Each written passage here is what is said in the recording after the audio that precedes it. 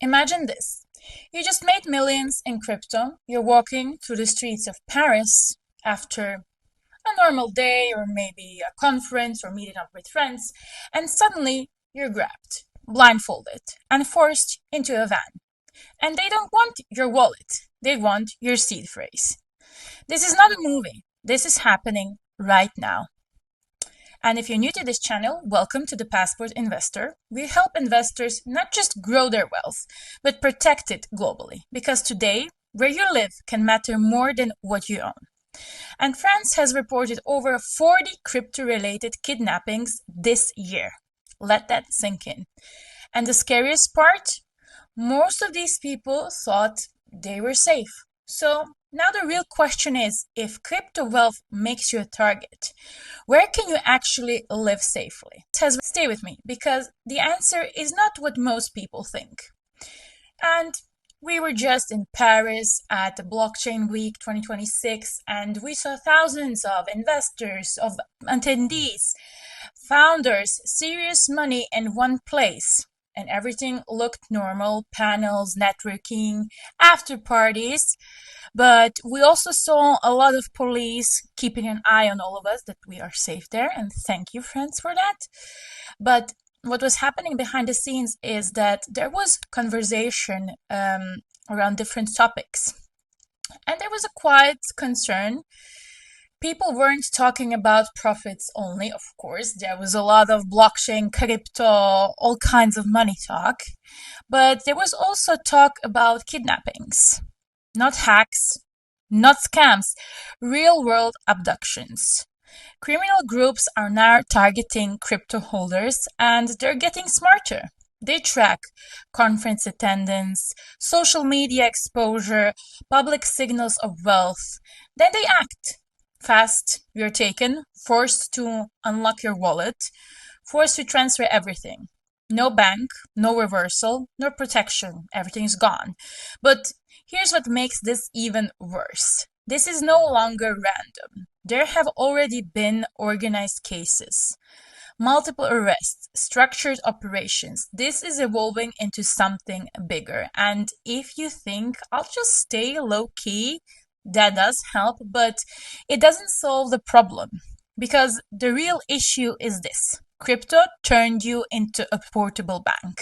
Of course, before we get into where you're actually safer, if you're serious about this space, make sure to join our Telegram group. We share real-time updates, risks, and strategies that don't make it to YouTube. Or you are the first one to find out before everybody else. Because this situation is evolving fast. So where can crypto investors actually live safer?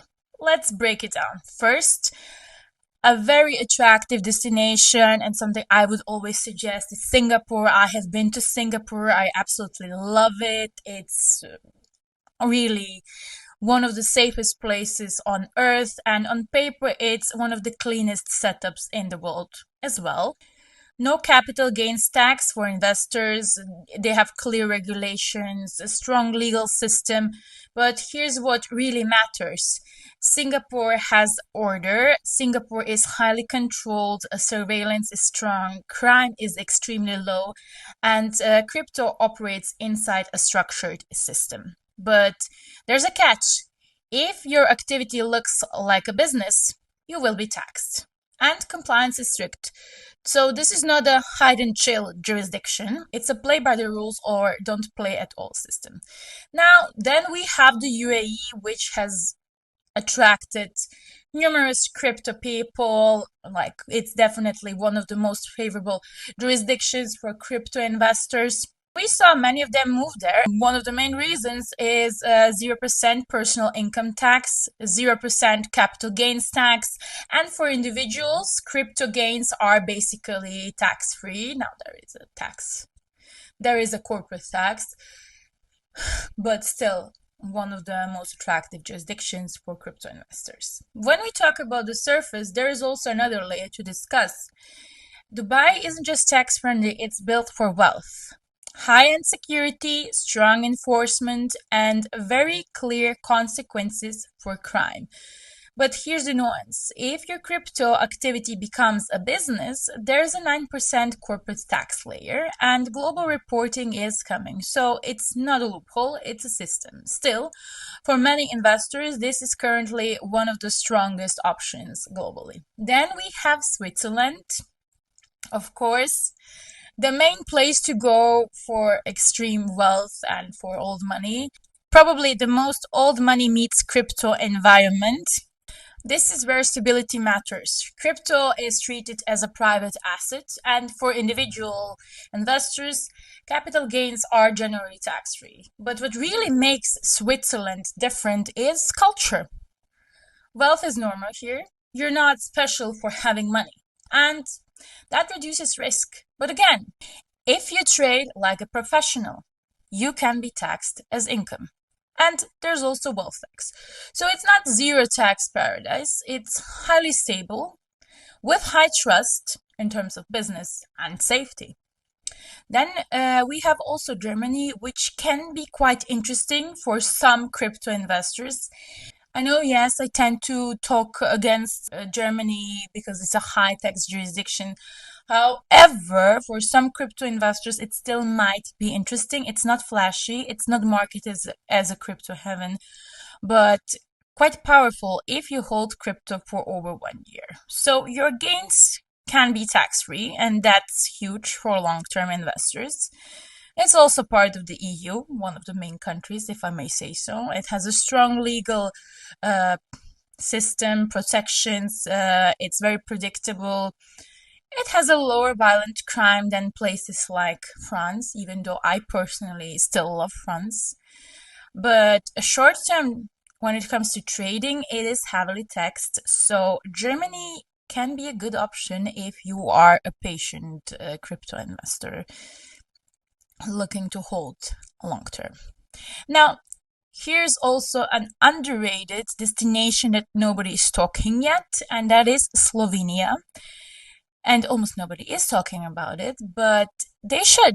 It's becoming one of the more attractive crypto environments in Europe with a favorable tax treatment when it comes to crypto. And I will cover this in a video separately only on Slovenia and how interesting it can be for crypto investors. It has a growing crypto adoption and a much lower profile, which matters more than people realize because the safest place is often the place nobody is looking. And Slovenia fits that perfectly. But here's the uncomfortable truth. No country is 100% safe because this isn't just about location, it's about visibility. The more you show, the more you risk. Posting gains, flexing lifestyle, talking too much. That's not just content anymore, that's exposure. When we left Paris, the biggest takeaway wasn't about crypto, it was about reality. Crypto made wealth invisible, but danger is visible. And if you're serious about protecting your wealth and yourself, optimizing your taxes, and positioning yourself globally, feel free to book a call with us at the Passport Investor. We help investors structure where they live, how they operate, and how they stay protected. The link is in the description, and I want to hear from you. Would you still live in a country as a crypto investor, even though these kind of crypto abductions are happening, or would you move? Comment below and share this with someone in crypto because honestly, most people are not thinking about this yet, but they should be.